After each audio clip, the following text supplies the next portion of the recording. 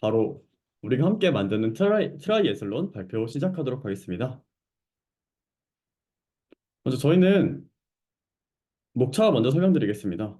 먼저 iOS 쪽에서 멀티파츠 폼 데이터 트러블 슈팅과 칼만 필터를 활용한 GPS 데이터 보안, 복잡한 데이터 흐름에 관한 회스킷, 소켓, 맵킷 세 개를 어떻게 다루는지와 백엔드 쪽에서는 실시간 통신 구현기, 그리고 마지막으로 위트리의 인프라 배포 구축기 순으로 발표를 시작하겠습니다. 먼저 저희 앱 프로젝트에 대해서 설명드리겠습니다. 저희 먼저 트라이애슬론이란 단어를 조금 생소하실 분들이 계실 것 같아서 이렇게 정의를 한번 가져와 봤는데요. 트라이애슬론은 보통 터린 3종 경기로 불리고 있는데요. 이는 보통 수영과 사이클, 달리기 셋을 이룬다고 합니다. 우리는 이 우리는 트라이애슬론 커뮤니티가 대한민국에 부재하다는 것을 깨닫고 그리고 이 트라이애슬론에 관한 커뮤니티를 만들고 싶어 했습니다. 트라이애슬론 커뮤니티와 달리기, 사이클링, 그리고 수영에 대한 기록을 할 수 있는 어플리케이션을 기획을 하였고, 그리고 이런 기록을 실시간 랜덤 매칭을 통해서 경쟁할 수 있도록 한번 구성해 보았습니다. 먼저 첫 번째 트러블 슈팅부터 말씀드리겠습니다. 저희는 여러 사진을 서버 쪽으로 전달할 필요가 있었습니다. 그때 멀티파트 폼 데이터를 사용했어야 되는데요. 이때 큰 문제들이 발생했었습니다. 크게는 스테이터스 코드와의 전쟁을 시작했습니다.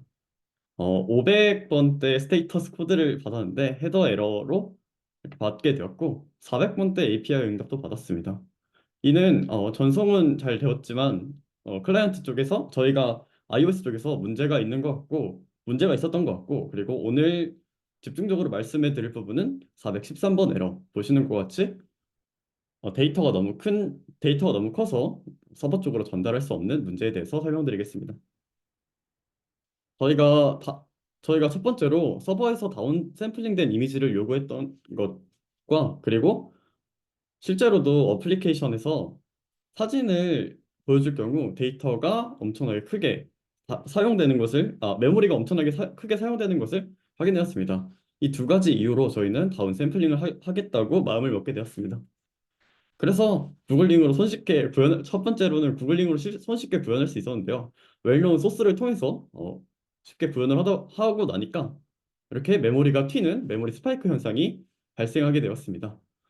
이는 어디서 에러가 날지를 고민하게 되었는데 웰known 소스를 참고해 보니까 데이터를 UI 이미지로 바꿨다가 UI 이미지를 다시 데이터를 UI 이미지 다시 마지막에 서버로 보낼 때 데이터로 바꾸는 흐름을 갖고 있었던 것이었습니다.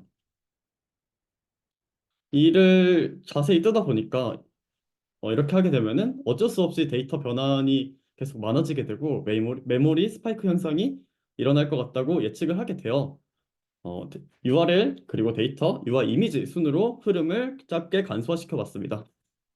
이렇게 하고 나니까 과거에는 메모리 스파이크를 불러일으켰던 것과는 다르게 어, 메모리 스파이크를 일으키지 않고 안정적으로 이미지 데이터를 줄일 수 있게 되었습니다. 네, 두 번째 기술적 도전입니다. 저희가 실제로 앱에서 어, 거리를 달릴 때 움직였던 거리에 대한 그림을 그려주는 기능이 있었는데요. 이 기능을 테스트하다 보니까 어느 순간에 튀는 것을 발견하게 되었습니다. 실제로 GPS에 노이즈가 발생하게 되면은 빨간색 점과 같이 뾰족하게 튀는 환경을 볼 수 있었습니다. 그래서 저희는 이 칼만 필터라는 것을 고안하게 되었고, 이 칼만 필터를 어, 설명하게 되, 설명하게 되면은 칼만 필터는 지속적인 입력되는 값에 오차가 있다고 가정하고 그리고 칼만 필터를 통해서 값을 예측하는 것입니다. 현재 상태 변수 값이 측정된 이후로 업데이트 단계에서는 이전에 추정한 상태 변수를 기반으로 예측한 측정치와 실제 측정치 차이를 비교하여 현재의 상태 변수를 업데이트합니다. 그렇게 되어 먼저 칼만 필터의 가장 앞에 있는 이렇게 상태 방정식을 보여드리면은 현재 현재의 위도와 과거의 위도 값을 비교하여 현재 속력과 과거의 속력 이거 두 개의 차관점을 두고 현재의 속력과 과거와 현재로부터의 시간을 계산하여 얼마나 달린 거리인지를 측정했고 이를 칼만 필터를 통해서 보정값을 확인하였습니다. 실제로 칼만 필터를 활용하여 데이터를 보완하니 GPS 오차에 대해서 10%를 줄여서 정확도를 10% 정도 형성할 수 있었습니다. 두 번째로 공부를 통해서 더 나은 GPS 필터에 대해서 고민하게 되었습니다. 현재 그 블로그나 이런 자료들 보면은 칼만 필터를 많이 사용하고 있는데 이는 핸드폰의 가속도 센서를 고려하지 않은 코드들이어가지고 나중에 리팩토링 기회가 있다면은 익스텐디드 칼만 필터를 고안하게 되는 경위가 되었습니다. 저희의 세 번째 기술적 도전인 한 화면에서 여러 가지 기술을 접목시키는 과제가 있었습니다. 헬스킷 소켓 맵킷 렛츠고라는 부제목을 달아봤는데요. 이런 세 가지 기술을 한 화면에 녹여야 되는 복잡한 데이터 흐름이 있었습니다. 먼저 헬스킷에 대한 트러블 슈팅 먼저 말씀드리겠습니다. 저희는 요청과 반원 같은 쿼리를 던져서 헬스킷에서 데이터를 받아왔어야 되는데요. 샘플 데이터를 다음과 같이 받아왔습니다. 그리고 다음에 데이터를 또 받아오게 되면은 이전에 있었던 샘플 1 데이터가 같이 나오는 중복 문제가 있었습니다. 이를 앵커드 윗 쿼리를 활용하여 해결하였습니다. 특정 앵커를 잡고 그리고 요청 때까지 데이터를 달라고 이렇게 요청을 하게 되면은 두 번째에서는 샘플 1 데이터가 나오지 않는 것을 확인할 수 있었습니다. 이것을 흐름으로 보여드리면은 유즈 케이스에 있던 데이터가 헬스킷에 들어가게 되고 헬스킷에서 요청을 제대로 받게 되면은 다시 유즈 케이스로 와서 데이터를 받게 됩니다. 이는 유즈 케이스 내부 로직에 따라서 어, 건강 데이터를 적절히 계산했습니다. 네, 두 번째 과제였던 웹소켓에 대해서 설명드리겠습니다. 매칭부터 소켓을 연결할 경우 매칭이 언제 잡혔는지 사용자, 프로필 URL, 닉네임 아이디와 같은 다양한 정보들을 가져왔어야 되는데 이 흐름은 매우 복잡했습니다. 그래서 저희는 이 소켓이 하는 일을 줄이게 되었습니다. 소켓이 하는 일을 줄이게 되니까 소켓이 명확해지고 그리고 데이터를 전달받는 흐름 데이터 또한 편하게 가져갈 수 있게 되었습니다.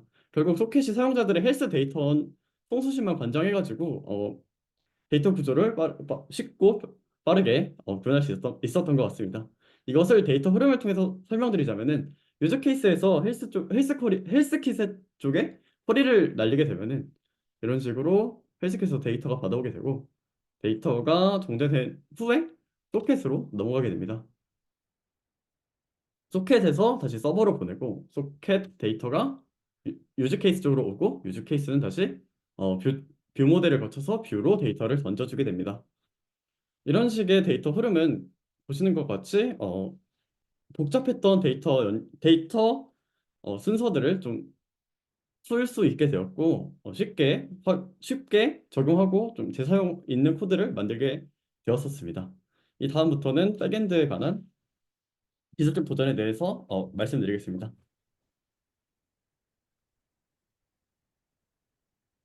네, 안녕하세요. 백엔드 실시간 통신 발표를 맡게 된 신종용입니다. 발표를 진행하겠습니다. 이제 저희 프로젝트의 핵심 기능인 함께 운동하기 기능을 위해서 실시간 통신 기술을 선택해야 했습니다.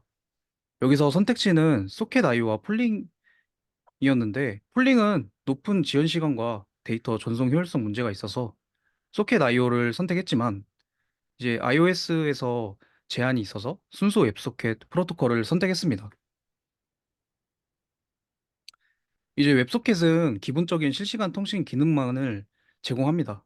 그렇기 때문에 필요한 모든 기능을 직접 구현해야 했습니다. 필요한 기능은 유저를 그룹하고 이제 그룹한 룸에 브로드캐스트를 하는 기능입니다. 저는 소켓.io 공식 문서를 참조해서 룸이라는 것이 있다는 걸 알았고 이를 토대로 룸을 구현해서 웹소켓을 확장해 줬습니다. 그런데 이제 문제점이 있었는데 이렇게 보시는 것과 같이 여러 서버 인스턴스가 존재하는 이런 분산 환경에서는 같은 룸에 있는 유저라도 다른 서버에 존재한다면 메시지를 받을 수 없게 됩니다. 어, 이런 분산 환경에 대응하기 위해서 방법을 찾아야 했고, 저희는 논의 끝에 레디스를 사용하기로 했습니다. 이제 레디스를 선택한 근거는 첫 번째로 레디스는 이제 메모리 기반 데이터 스토리지이고 이제 빠른 읽기 쓰기 작업을 지원하기 때문에 실시간 통신에 적합합니다. 두 번째로 레디스는 분산 환경에서 부하 분산을 지원합니다. 이는 여러 서버 인스턴스 간의 메시지 전달을 원활하게 합니다. 세 번째로는 이제 펍섭을 지원합니다. 저희는 이러한 이유로 레디스를 사용하기로 결정했습니다. 이제 저는 레디스 펍섭을 학습하면서 일반적인 펍섭과 다르다는 것을 알게 됐습니다. 일반적인 펍섭은 채널에 메시지를 발행하면 그 메시지를 저장하고 있다가 구독자가 메시지를 가져오는 방식입니다. 그런데 레디스 펍섭은 채널에 메시지를 발행하면 저장하지 않고 구독자에게 메시지를 바로 전송합니다. 실시간 통신에서 추가적인 네트워크 통신이 필요 없는 레디스 펍섭은 웹소켓과 잘 어울린다고 생각했습니다. 이제 기존에 룸 기능을 구현했었는데 이제 그 룸 기능을 구현한 웹소켓에 레디스를 또 활용해서 서버 인스턴스에 관계없이 룸의 모든 유저가 실시간 정보를 공유할 수 있도록 했습니다. 그래서 먼저 요청 과정을 어, 보- 설명해 드리면 유저가 룸 아이디를 들고 이제 연결 요청을 합니다.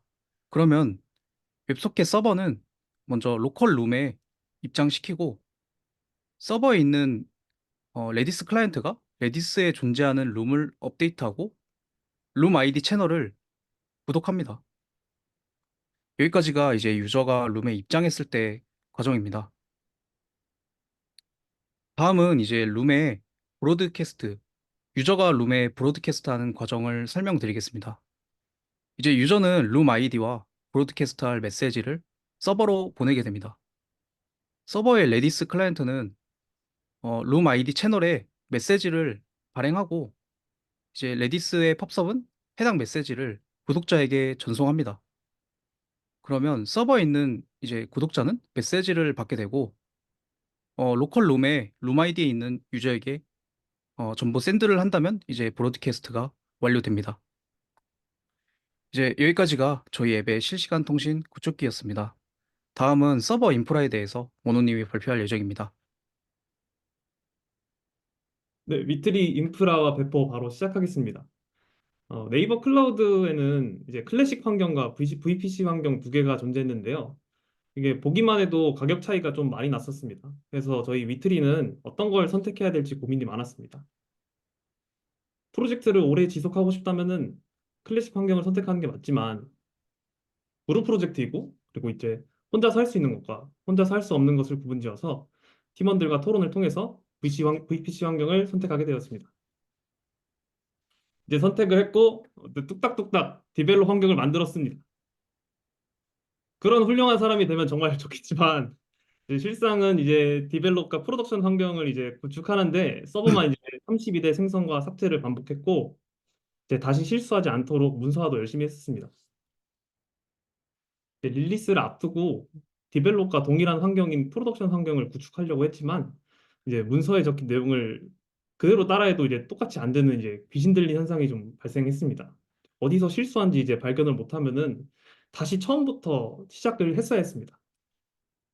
이때 생각이 정말 많이 들었던 게 피어 세션에서 한 캠퍼분이 인프라를 이제 코드로 관리하는 도구인 테라폼에 대해서 그때 알려주셨었는데 그때는 이거를 왜 사용하는지 이해도 잘 안 갔고 왜 써야 하는지 이제 몰랐지만 이제 상황을 좀 겪고 나니까 뼈저리게 느끼게 되었습니다. 어찌저찌 이제 잘 헤쳐나갔지만 스스로에게 이제 늘어나는 사용자를 커버할 수 있는지 그런 질문을 좀 던졌고 때마침 이제 마스터 클래스에서 오토 스케일링을 알려주시기에 적용해 보기로 했었습니다.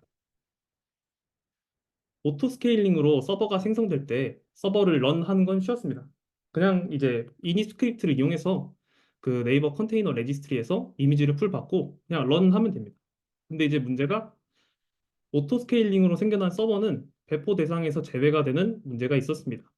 현재 저희 위트리 배포 코드는 야물 파일에 이제 기재된 서버에만 배포되는 형태였습니다.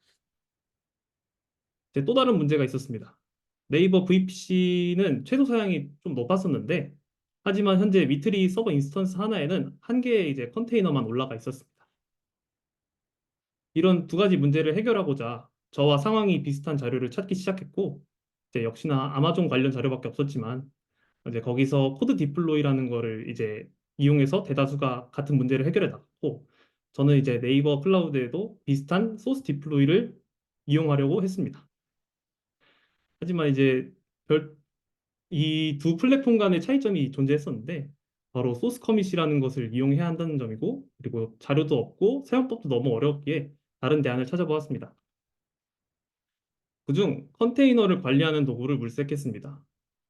이제 그 중에서는 도커섬과 쿠버네티스가 존재했는데, 도커섬은 도커만 설치하면 내장이 되어 있고, 그리고 또 기능이 단순하고 러닝 커브가 낮았습니다. 쿠버네티스는 도커섬과 완전히 정반대의 격이었습니다. 따라서 저희는 도커섬을 선택했습니다. 동적으로 변화하는 서버 배포 문제는 도커섬이 제공하는 매니저와 워커로 해결했습니다. 이니 스크립트에 이제 조인을 하게 만드는 코드를 넣어서 서버가 생성됨과 동시에 워커로 추가되도록 했습니다. 또한 한 개의 서버 인스턴스 안에 하나의 컨테이너만 있는 문제는 그 도커 수업의 그 라우팅 메시 보드랑 레플리카를 이용해서 해결했습니다. 그래서 최종적으로 비트리는 다음과 같은 배포 구조를 가지게 되었습니다. 감사합니다.